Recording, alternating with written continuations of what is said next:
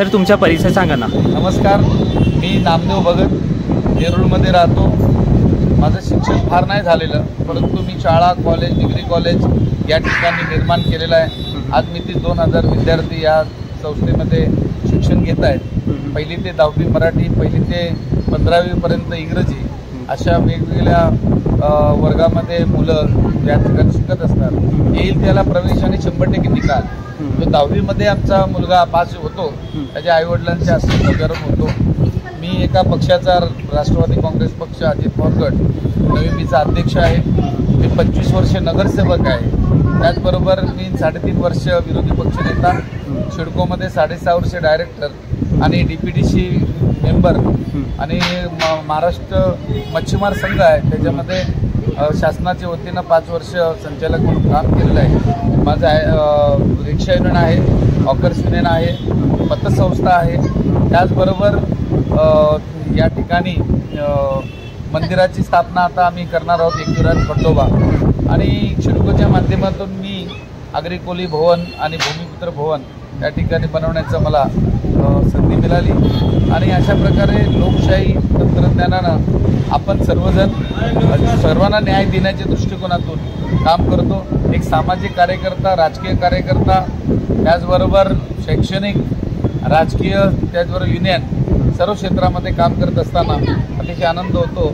आणि कमी शिकलेला असताना मी शाळा, कॉलेज, डिग्री कॉलेज काढू शकलो. मी महानगरपालिकेमध्ये बेस्ट स्पीकर आणि बेस्ट वक्ता म्हणून आणि बेस्ट कॉर्पोरेटर म्हणून हे 2 त्या ठिकाणी माझे सन्मान झालं.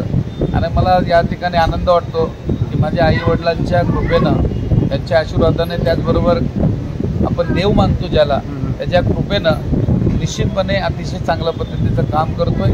आणि मला यापुढेही गणरायाला प्रार्थना करतो की ज्यांना माझी गरज असेल त्यांना गरज भागवण्यासाठी, त्यांच्या अडचणी सोडवण्यासाठी परमेश्वर मला शक्ती देऊ आणि त्या शक्तीचा उपयोग लोकांच्या हितासाठी निश्चितपणे केला जाईल. Thank you sir. तर सांगा तुमच्या मंडळाविषयी काही.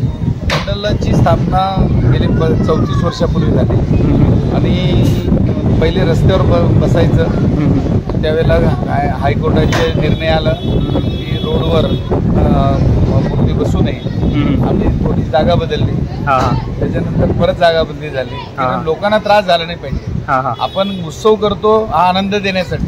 बरोबर आहे. मग आपल्या मुलं ट्रॅफिक झाली की आपल्या मुलं जर लोकांना अडचण झाली तर ते बरोबर नाही. बरोबर. मग आम्ही शेवटी काय झालं, जिथं आम्हाला जागा होती ती फार कमी पडायची. बरोबर. मग आम्हाला इकडे सिडकोच्या माध्यमातून एक पार्किंग स्पेस आहे, त्याच्यामध्ये जो कॉन्ट्रॅक्टर आहे त्यांना आम्ही विनंती केली की आम्हाला हे साजरा करण्यासाठी जागा, सण साजरा करण्यासाठी एनओसी दिल्यामुळे आज या ठिकाणी नेरूळ रेल्वे स्टेशन पश्चिम त्या ठिकाणी स्थापना केलेली आहे.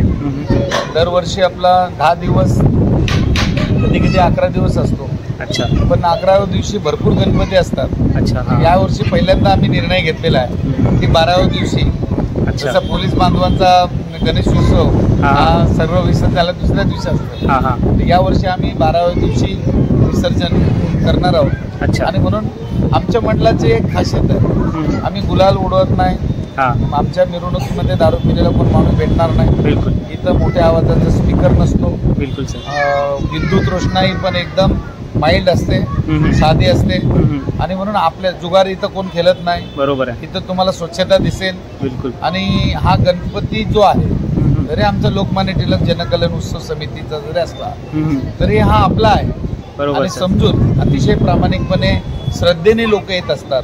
आज तुम्ही मंडळामध्ये जर बघितलं, मंडपामध्ये, तर जेवढी लोक आहेत ती कायमस्वरूपी तेवढीच दिसतात, कारण ती येतात तेवढीच परत जातात, येतात. लोकांचं या ठिकाणची ओढ आहे ती भरपूर आहे. आणि म्हणून सर्वांचा लाडका आवडता गणराया. आता बरेचसे लोक कोण म्हणतात की अमुक ठिकाणचा राजा किंवा नवसाला पावणारा देव. आम्ही तर म्हणतो की देव हा कुठलाही जरी असला, कुठेही स्थापन केला तरी तो देव आहे आणि तो निश्चितपणे भक्ताला पावत असतो. आणि म्हणून माझी सर्वांना विनंती आहे की जिथं तुम्हाला योग्य ठिकाणी, जिथं दर्शनाचा लाभ होईल तिथं घेतला पाहिजे.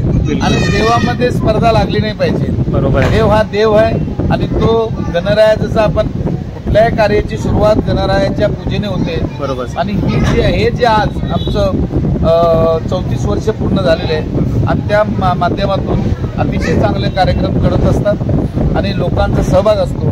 आणि मला तर वाटतं की हा जो उत्सव हा तुमचा आमचा सर्वांचा आहे आणि जेव्हा सर्वजण एकत्र येतात त्यावेळेला कार्यक्रम हा अतिशय चांगला होतो. लोकमान्य टिळकांनी आपल्या पारतंत्र्यामध्ये लोकांना एकत्र येता येत नव्हतं म्हणून गणेश उत्सवाची स्थापना केली. आता मात्र थोडंसं वेगळं होतं.